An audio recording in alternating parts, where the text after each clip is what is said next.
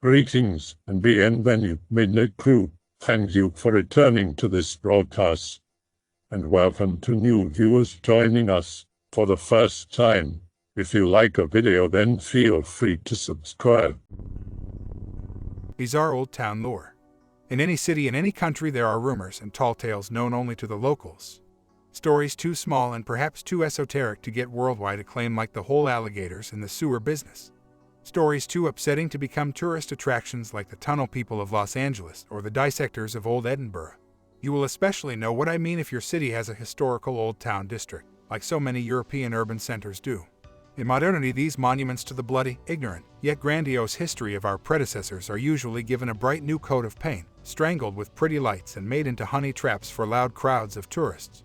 Yet still the wind keeps on carrying bizarre and cryptic legends, whisperings of grotesquerie, carnage, madness, and perhaps even mysticism. Let us delight in sharing those. I have a bunch to tell and bump the thread with. Hopefully so do you. My first tale comes from the city of Istanbul. I traveled there on work-related matters a few times in the past, and I just want to say that it was the first ever city that really made me think about cities as actual beings, creatures of sorts. I remember standing on the peak of a huge mountainous street, looking down at all the pretty houses, all the richness, poverty, glee and despair, and thinking that this was Lagos once, then Byzantium, then Constantinople, then Istanbul. And it was surely a lot more, and will be a lot more in the future. This is not a collection of houses and funky streets, but instead a stationary living being, an ancient creature whose bones remember emperors, sultan, Vikings, Neolithic hunter-gatherers, Greek fishermen, fascists, and untold millions others. We humans are the blood that flows through its ever-twisting veins. At that moment I felt it look back at me, this glorious, blood-soaked stone dragon. Tread lightly, little human. I have seen billions crawl and squirm and dance through my gut. You are a speck of dust, and if I crush you, nobody will ever know. You know the feeling, right? Now I feel it around every city and generally prefer the forest. Anyway, that day I stumbled into the historic Balat district of Istanbul. It was historically known as a Jewish district, but in the 30s they started to leave en masse, and it stood empty and ever crumbling for decades since. There, an owner of a tea house told me a tale of a pie maker who used to have a store just around the corner a long time ago. Allegedly, that man had the best pastries in Balat, so succulent and delicious you couldn't get enough, yet charged the smallest price around. There, however, was a catch, of course. Every morning he baked a fish hook into a single pie. Whoever was the unlucky patron that would get this pie and bite down on the hook would serve as meat for the next day's batch. There is a beautiful ancient town in Latvia called Ragana, a curious name that translates from Latvian into English simply as the word witch. Local guides will gladly share a folk theory on why it was named thus.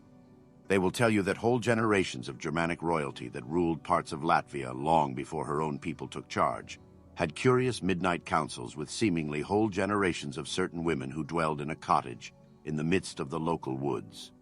In 1300s, the woman whom the rulers of Ragana spoke with was described as a beautiful young maiden.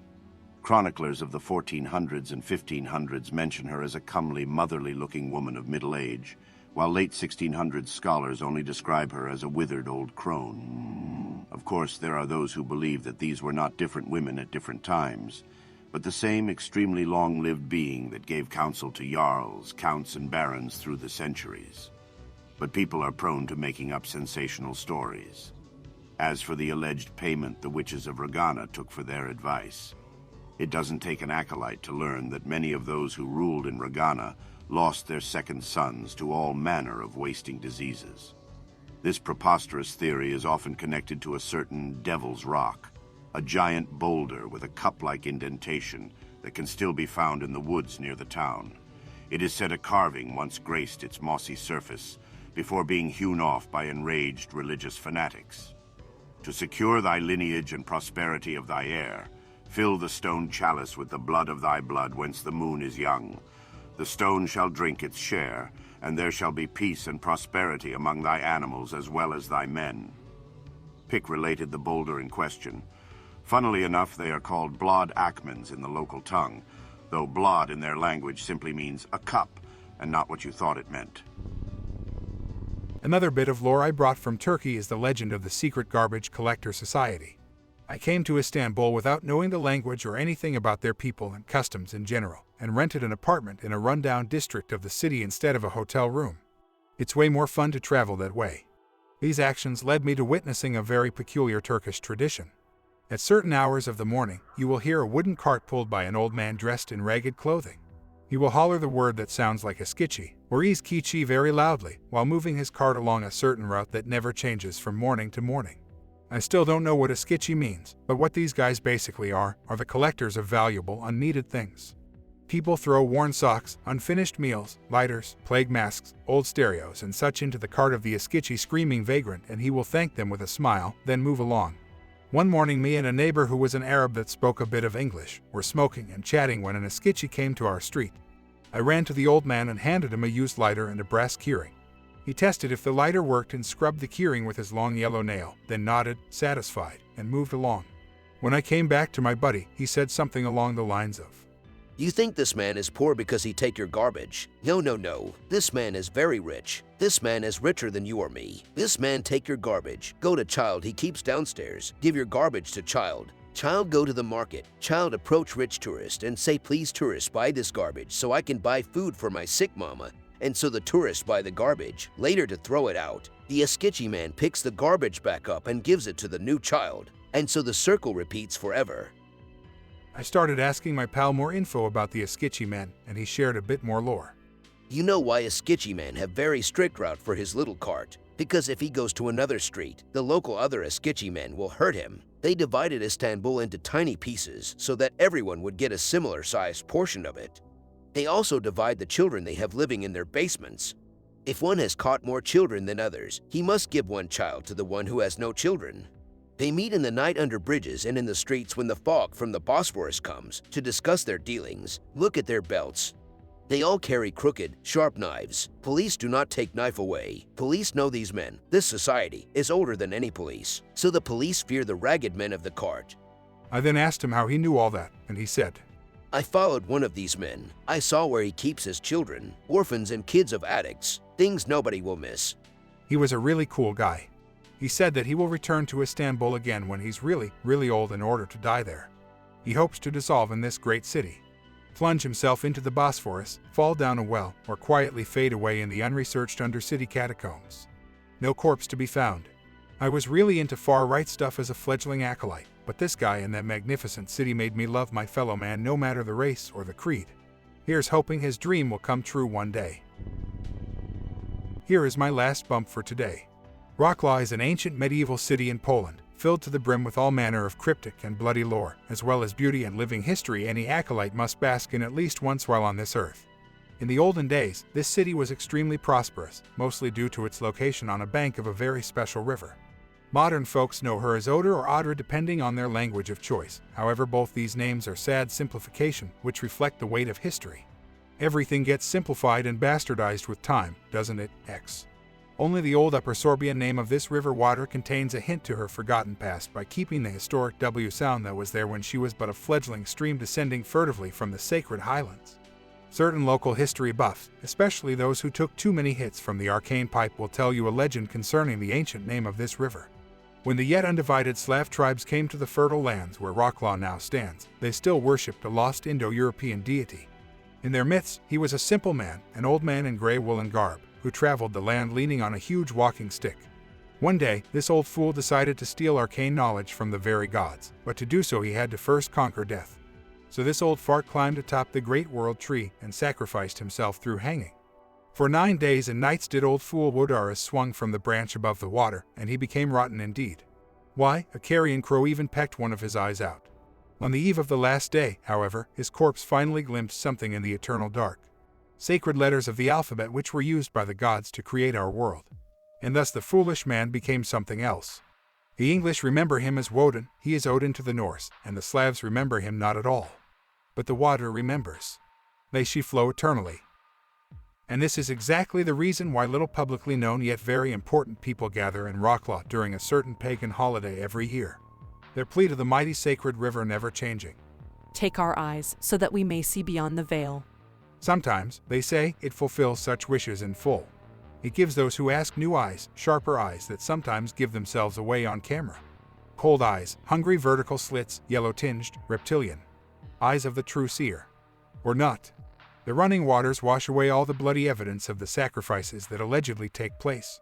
Maybe it's for the best. I work in a 1,000-year-old fortress. There isn't really that many local stories. Most of the people in the connected town are not local, and White Flight Inn, it's quite rural. It's supposedly built over a cave system where the veil is thin so you can access the fairy realm. There is access to a lower segment, but it has been partially filled in and you can't access it without climbing equipment. Supposedly there are other access points in the town, and we get a fair amount of ghost hunters come and try and find it. It's in northern England, but I don't really want to dox myself with too much info. They put some kid down the tunnels in the 1800s to try and find the exit, and he either died or went into the other realm. No one ever went in after him. Supposedly some guy found a way in but did not complete the ritual to summon the king who is in there, and he got scared that they were yelling at him to blow the horn. History is not bloody or anything, it was never significantly attacked. There is a prison on the grounds which is a little more recent and was used to house military prisoners in World War I. It feels like an old church inside there, and there are a lot of religious dedications on the walls. The ghost hunters are not allowed in there. They mostly just end up talking about generic ghost stuff. There is an old guard post built into the wall. It's partially filled in, but you can still see the outline of it if you know it's there, but it's really hard to see. One of the mystic types says he hears someone shouting, "Attention," near it. I sort of get an impression of someone saluting me as I walk past it, and I salute back. For the keep, it's 100 feet multi-floor. The ground and first floor are normal. The ground floor is where the undercroft area is that is not accessible anymore. The first floor is a reception room of sorts. The second floor is something a little different. As you crest the stairs and turn into the room, you are drawn to a side room diagonal to where you are facing. Every time shivers run up my spine. I've had people come to me and comment about it. Some say they feel someone behind them in that room or see a glimpse of something. Sometimes I stop and just look at the doorway. It just does not feel pleasant. One of the regular mystics says there is a man in noble robes in there, and that's what a few just regular visitors have reported seeing. Personally, I've seen just a fleeting glimpse of someone going down the stairs from the roof into that room, but I'm the only person inside. This is a really interesting ruin. I'd love to live near something like this. If it guarded at all. Can one just stroll in at night and get lost? Well, if the blockage was removed, of course. It's locked, but you can still get in at night, but you need to know the sections of the wall that are climbable, but the access to the lower area is padlocked and barred. It was used as part of the prison and someone was held in there. I can't remember his name, but I can probably find it when I'm next at work, but he left diary entries saying he was kept where the tunnels are. The flooring has been changed and elevated, so what could have been a doorway is now just a small hatch you would have to crawl through. It's built on a cliff and there are no access points from there anymore. If there ever was, there is an abbey a mile away which is supposed to be connected via the tunnel system, which is what the kid was trying to find. That place is really interesting. Again, for the abbey there is a lower section that is blocked off and you would need a rope to go see what is down there and be able to get back up. It's pretty much an open secret that certain historic buildings in old French cities like Montauban are built on top of a shared tunnel network. Most historians believe these tunnels were constructed in the 1600s by persecuted Huguenots, a branch of Christianity despised by French rulers of the time, in order to escape raids. Some of these tunnel networks were quite functioning still in the 1940s when they were used by the French resistance as well as the hiding Jewish demographic during the Nazi occupation. In our modern era of safety first, some of these tunnel networks were collapsed by the authorities with much public fanfare, and others made into museums of sorts, guarded and constantly filmed by security cams. However, as a wise acolyte might guess, this was done solely with the tunnels that were accessible by civilians. The ones still in use, be it by the French officials or by alleged third parties, are still perfectly functional. More so, during certain long-forgotten holidays of the early European pagan kind, some of these surviving tunnel networks are said to really come alive. Those who have the pleasure of living in old town houses swear they hear footsteps under their floors or in their unusually thick red brick walls. Homeless and stragglers sometimes report seeing torch flames and bizarrely dressed figures in the night, marching off to somewhere under the streets, visible for brief moments through secluded iron storm drains that lead to the underground. Screams are sometimes heard during such furtive festivities, as are moans of pleasure and the gnashing of teeth. Of course, this is all just hearsay, and proper, skeptical, rational individuals pay these rumors no attention. For example, the local police never checks these alleged sightings and sounds, despite receiving distressed calls from locals annually. I mean, if the police thinks it's all in their heads, who are we to say otherwise? There's a light-hearted little tale some hired guides tell tourists while dragging them along the old town of Kaunas city, Lithuania. Such guides would lead the tour group into a very narrow cobbled street and point them towards 3 brightly painted, fairytale-like medieval merchant houses, each a couple of stories tall, but only a few meters wide. A really tight fit, even for medieval times when tight and narrow was the way of all merchant and civilian architecture. They would then tell their listeners the following tale. There were once only 2 houses on this narrow street. But the street was very pious, so it wanted to have 3 houses inside itself, to pay homage to the Holy Trinity of Christian belief. Yet, the 2 merchants who had their houses there thought it was already a tight squeeze and forbade the building of new houses. So the street turned itself into a beautiful noble lady. She knocked on the merchants' doors and told them she lost her entourage in the old town and needed a place to rest. Whichever one of the merchants would provide her bed and supper would become her noble child's godfather. Each of the 2 merchants wanted this, as ties to nobility were really important back then, so they both started offering her a place to stay and arguing with each other, finally settling that they will both care for the lady and her unborn child, so that they both would become the noble prince's godfathers. The street agreed to this, and in the night it birthed the 3rd house right between the original 2 houses, nearly flattening both in the process. When a certain young noble scion heard about the miracle house seemingly appearing over a single night, he quickly bought it, and over time became a great friend and a powerful sponsor to both his merchant neighbors. Probably my last one for today. In USSR, so-called scientific atheism or atheism noxny was the general state ideology, and most religious practices were banned, while the few remaining were in the pocket of the KGB and only allowed to exist because they were a very helpful tool of investigation and persecution, since most Orthodox priests recorded all seemingly private confessions of their flocks and gave them away to the government in return for the right to continue their sometimes rather bohemian lifestyles. After all, while most Soviet citizens were happy to get a chance to buy any kind of fruit in the winter, including simple things like apples, Russian Orthodox priests enjoyed pineapples and even the rare and sought-after bananas all year long, not to mention all the wine and chocolate they were granted. In Old Petersburg, as the story goes, there was a particularly despicable Orthodox clergyman, not a mere cowardly, gluttonous informant for the Secret Service, but an actual KGB major undercover. Living in the historic part of then Leningrad, he owned a luxury flat just a few meters away from the place Dostoevsky met his demise nearly a century before. One day he was having a kvartalnik, basically a party that happens not in a club or a cafe, but in one's apartment living room. Eating fruit and caviar with his work buddies from the KGB, dancing with easy women one of them brought to the officially banned sounds of enemy foreign music such as the Beatles or the Rolling Stones. That night, there were more men than ladies at the party, and when all the guests began a slow dance to some Western banger, the clergyman was left without a pair. As a joke, he then opened his closet and took out an antique hand-painted icon of Saint Olga. He laughed, "If I can't dance with any of you girls, maybe I will dance with Saint Olga here," and he began comically twirling and spinning with the holy icon in his hands. Everyone started laughing, because this passed as humor back in the day. The laughing ceased once the clergyman froze all of a sudden. He just stopped, mid-twirl, clutching the icon in his hands. They say he was akin to a marble statue, only breathing, sweating profusely, then crying. No medic, not even the inter-communist party medics were able to make him put his hands down, let go of the holy icon of Saint Olga, unbend his feet. With fear in their eyes, one of the doctors uttered, "He is alive, I hear a heartbeat." But this spasm that paralyzed him. That's rigor mortis. The man was a true professional, for he made the right call. For the next week, Major Orthodox, laid in his bed still in the dancing position he had at the moment of paralysis, slowly rotted like a corpse left out to the elements. His heart was beating and he was breathing even when his yellowed, fetid eyes collapsed on themselves and turned to mush in his skull. He kept living as the flies left their larvae under his swollen, bluish skin. Maybe he is living and feeling the agony of it all even now, 40+ years later, in his dank grave. At least, that's what the locals tell. Wishful thinking if you ask me. A wise acolyte knows that the KGB core of the Russian Orthodoxy survived to modern day. Just look at their current patriarch. Of course, wise acolytes also know how vengeful Saint Olga was in life. That woman slew more people than either her husband or her children ever did.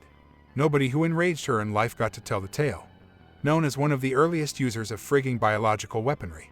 She literally sent birds carrying flaming rags to enemy villages. She was not someone you joke about or mess with. Not if you are a chieftain or a tsar, and especially not if you are a silly little fat worm in a funny hat. Calgary, a city in Canada, holds deep spiritual value for certain groups of like-minded individuals you might or might not have heard about. One of my deepest regrets is that flying from Europe to Canada costs way too much for someone like me. Though I personally know several people who made the pilgrimage and basked in the living history of that magical place. It really is quite bizarre how a city in the New World could have so quickly evolved into such a beautiful and frightening stockpile of unnatural phenomena. Some believe it's special due to being built on ley lines, a thing I am very skeptical about. Others say it's due to a massive sacrifice that had to be performed for the benefit of a certain being when the city was just conceived. It could have also been immigrants. Folks that fled to Canada back in the day due to their extremely esoteric beliefs that could not be tolerated in their countries of origin any longer. Anyway, there are numerous tales of Calgary's incandescent darkness and bizarrerie online. The one I'm about to tell is probably already out there, but I still think it bears repeating, as it just might be true, though I heard tales like this from several other cities, go figure. There is a phone booth in central Calgary, overgrown with vines, sprayed with whole geological layers of bird shit and graffiti, the phone wire unceremoniously cut years ago, glass windows long since smashed. In the hour of the goat, when a certain constellation is visible on the night sky, an acolyte should enter the booth and pick up the receiver. There will be a child's voice on the other end. When asked any question, the thing poorly masquerading as a child will tell you 2 lies and a single truth. It will take all your cognitive power to figure out which is which. Trust any of the lies, and you will be led to your horrifying doom. Follow the truth and you will get the results you hoped for. Naturally, there was an idiot back in the day who posed the following question to the thing in the receiver: "Who are you?" What happened next even managed to worm itself into the local papers and very nearly led to the dismantling of the booth. For months it was cut off from midnight stragglers by police tape and whispered about by the locals. Thankfully, the investigation led to nowhere, as modern science couldn't figure out how one's brain may be replaced with handfuls of rose petals and wild honey without any detectable entry wounds in or around the head, let alone how someone who met such a cruel fate can viciously assault several passers-by with fatal results. I hope that you enjoyed tonight's broadcast. If you enjoyed tonight's story, then please subscribe to the channel, as more green texts will appear daily. A new broadcast will appear when the clock strikes midnight Central Time.